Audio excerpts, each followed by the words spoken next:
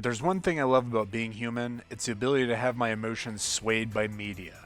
Movies, music, comic books, and of course, video games. We've all played games that have made us laugh, made us extremely hyped, some that made us want to go off in a rage-fueled tangent, and the few that have brought us to tears. The art that is the video game has pulled us emotionally in every direction since their inception, but as far as I've experienced, none really seem to do it most like the RPG genre.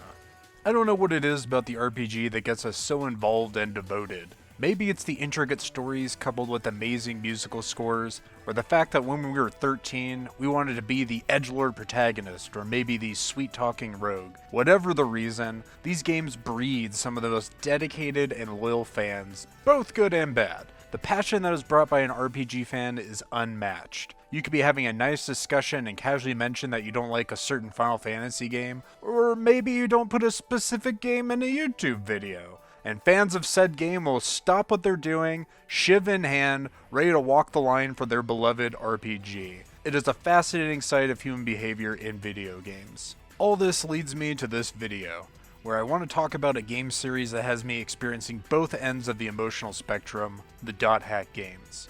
Now I'm going to be upfront and say that these games have some absolutely ridiculous concepts, ideas, and moments that I find to be completely stupid. But at the end of the day, I actually really like these games. So let's dive into it and I'll share all the shades of myself and these games. The first thing I want to bring up is that these games are very anime. I used to love anime when I was younger, but nowadays, I'm really not that into it anymore. The game is filled with a lot of anime tropes that I just can't stand, like high-pitched voiced characters.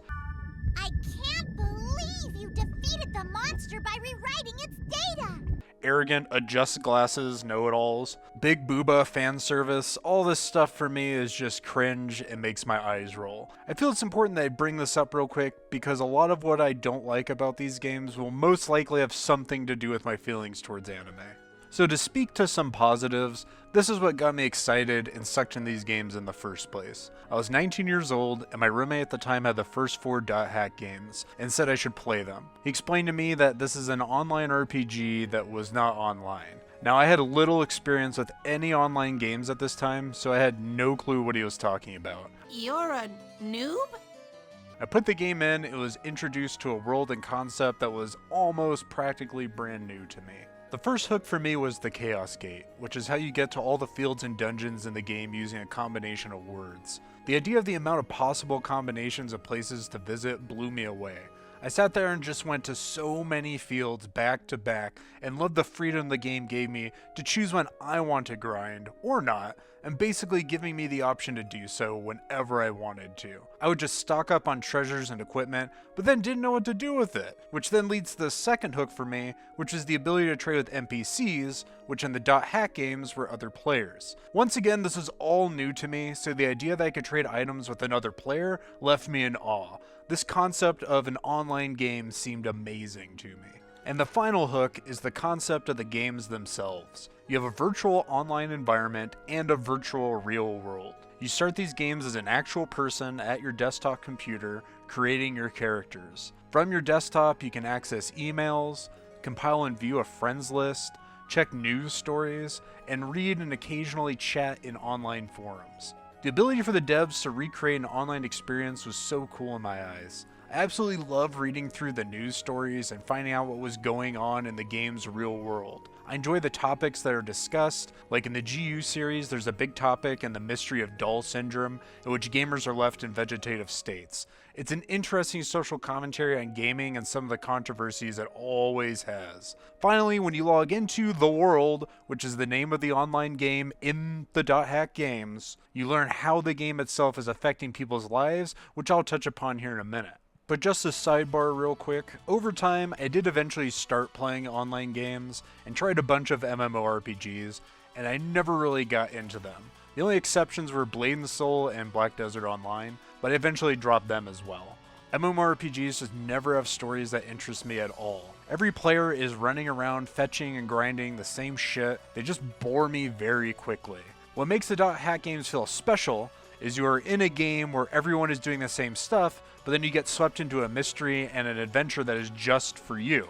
It's like you logged into your favorite MMORPG and got quests that you can only play and no other player will ever be able to. It would be so great if MMOs could find a way to carve out something specific for every single player that is different, which I know is easier said than done. Moving on to the negatives for me, the story and what's going on in the game's real world is what really makes me scratch my head. So the big conflict in these games are that players are playing the games and falling into comas for unknown reasons. They are hospitalized, and as you progress, these occurrences happen more and more frequently.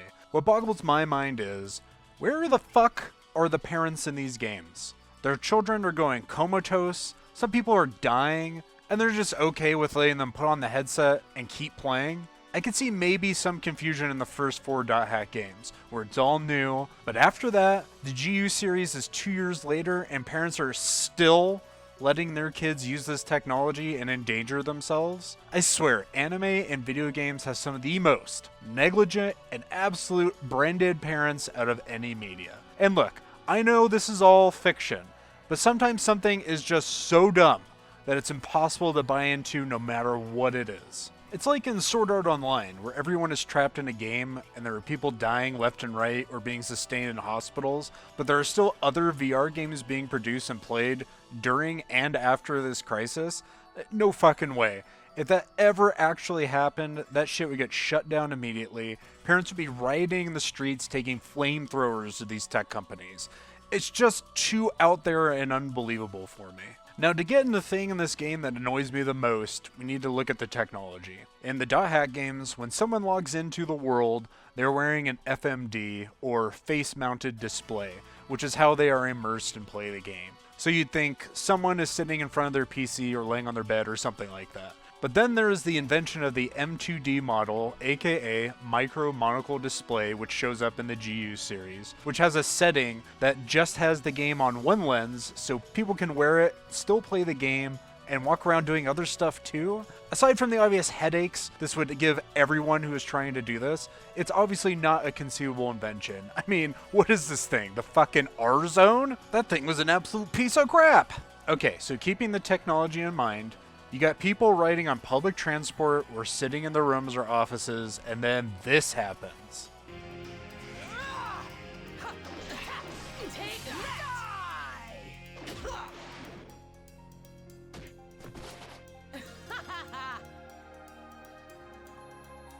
Damn it. Is this the end? So let me get this straight.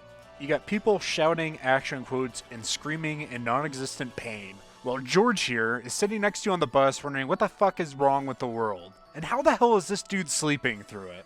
I understand why you need to have all the yipping and yelling, because these are games after all, and they wouldn't just be entertaining if nobody was doing any of this stuff. But I find the concept completely asinine from the point of view of the game's real world. No dad is going to go on a road trip with their children narrating and fake Englishing in the backseat of the car. Those FMDs would get straight chucked out the window.